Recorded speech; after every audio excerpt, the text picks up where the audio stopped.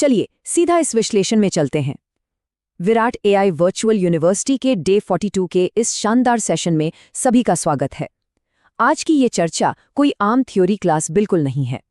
आज का पूरा फोकस एक बहुत ही एडवांस्ड और रिवोल्यूशनरी कॉन्सेप्ट पर है, self correcting autonomous systems. Imagine कीजिए एक ऐसा इंटेलिजेंट सिस्टम जो ना सिर्फ अपना काम करता है बल्कि अपनी गलतियों को खुद ही पहचान कर उन्हें फिक्स भी कर लेता है। ये एक ऐसा आइडिया है जो एआई की दुनिया में काम करने के तरीके को पूरी तरह से बदल कर रख रहा है। तो चलिए बिना किसी देरी के इस जबरदस्त सिस्टम को डिकोड करते हैं।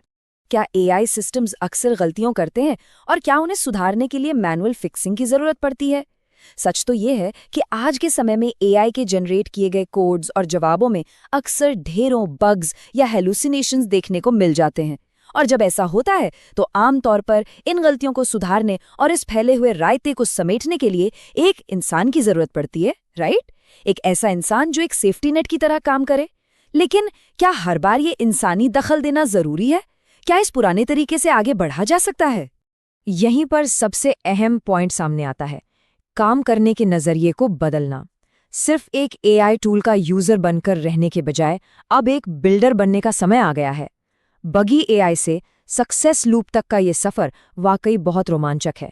इसका मेन गोल एक ऐसा सेल्फ करेक्शन एआई सिस्टम बनाना है जो अपनी गलतियों को खुद पकड़े और बिना किसी बाहरी मदद के उन्हें ठीक भी कर ले। मतलब एक ऐसा सिस्टम जो फेल होने पर रुकता नहीं है बल्कि अपनी ही गलतियों से सीखता है और इस सक्सेस लूप में तब तक घूमता रहता है जब तक कि रिजल्ट 100% परफेक्ट न हो जाए।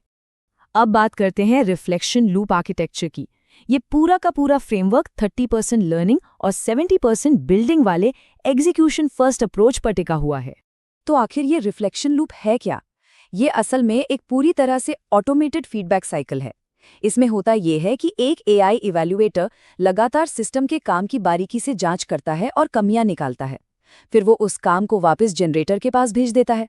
ये लूप तब तक ऐसे ही चलता रहता है जब तक कि फाइनल आउटपुट एकदम परफेक्ट ना हो जाए। और इस पूरी प्रोसेस की सबसे बड़ी खासियत पता है क्या है? इसमें किसी भी इंसान के इंटरवेंशन की बिल्कुल भी जरूरत नहीं होती। सब कुछ पूरी तरह से ऑटोमेटेड।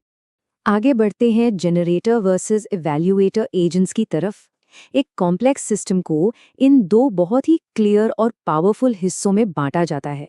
इन दोनों के बीच का फर्क समझना बहुत जरूरी है। जनरेटर एजेंट का काम है शुरुआती आउटपुट या कोड प्रोड्यूस करना, लेकिन ये शुरुआती कोड कभी भी फाइनल आउटपुट नहीं माना जाता। इसे सीधा इवैल्यूएटर एजेंट के पास भेजा जाता है जो एक बहुत ही सख्त चेकर की तरह काम करता है। ये सख्त नियमों के बेसिस पर उस आउटपुट की चेकिंग करता है, लॉजिक टेस्ट करता है और अगर कोई भी बग या गलती नजर आती है तो उसे तुरंत फ्लैग कर देता है।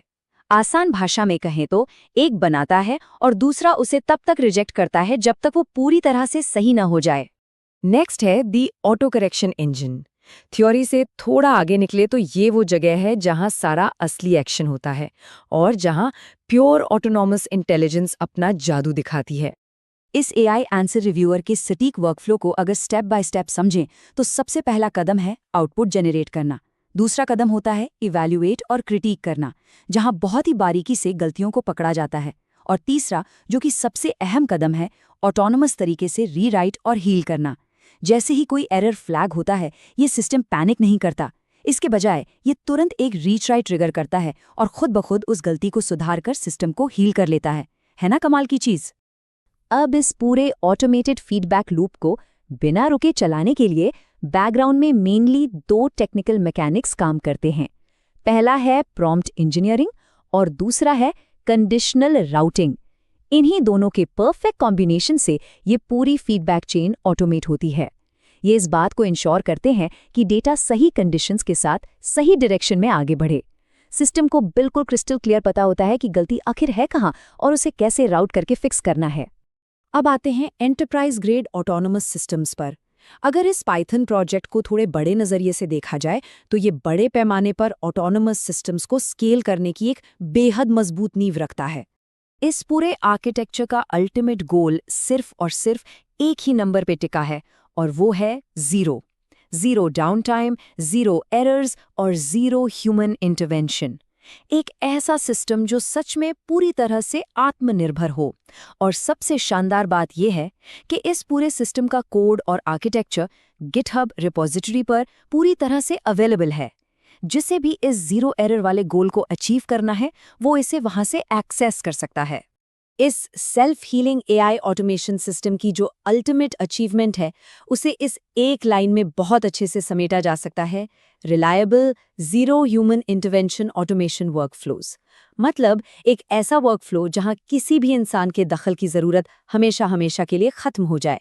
हर एक टास्क 100% एक्यूरेसी और रिलायबिलिटी के साथ अपने आप पूरा हो।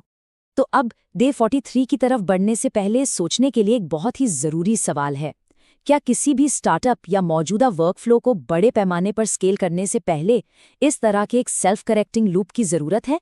ये एक ऐसा विचार है जो सिस्टम्स और ऑटोमेशन को देखने का पूरा नजरिया ही बदल देगा। इस पर जरूर विचार किया जाना चाहिए। तब तक सीखते रहिए और कीप बिल्डिंग।